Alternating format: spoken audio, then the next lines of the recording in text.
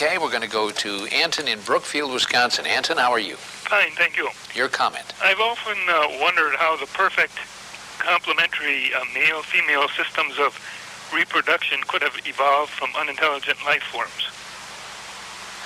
You know, Anton, not only is that a good question, but also the point is if evolution occurred, it'd have to be simultaneous evolution of both species at the same time. Right. Because if it took 1 million years for the female to evolve, it would have kind of messed up the whole procreation thing, wouldn't it? Right. That's my question. A good question. Stay right there. Michael Cremo, your response. Well, I would like to put together a book called Darwin's Fairy Tales. And I think that would be one of them. You can just look at so many examples of complex structures and behaviors in different creatures, whether it's how the spider learned to spin its web, or how our human reproduction system came about, or any of these things. They're a complete mystery. They're not explained even theoretically by the evolutionist.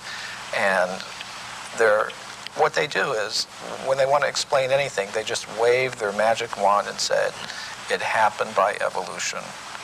And that's why I call it Darwin's Fairy Tales. Well, I think it's time to begin to look at the implications of all of this. I can assure our audience that you have hundreds of similar cases, and obviously you are inspired by a religious tradition, as we mentioned. That's correct. Earlier. You're a student of the Hindu Vedantic tradition. Right. It's very different than the Christian-Jewish fundamentalist tradition that insists on a divine creation that occurred some 5,000 years ago. The Hindu view of time is not linear as Western, as we Westerners conceive of time. It doesn't start with a big bang and end with a whimper. Right. It's cyclical, isn't it? Yes. The basic pattern is cyclical.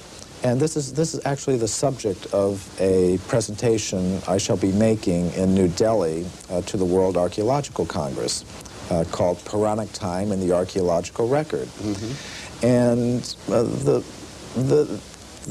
the concept of time that you do find in the Puranas is, in fact, cyclical.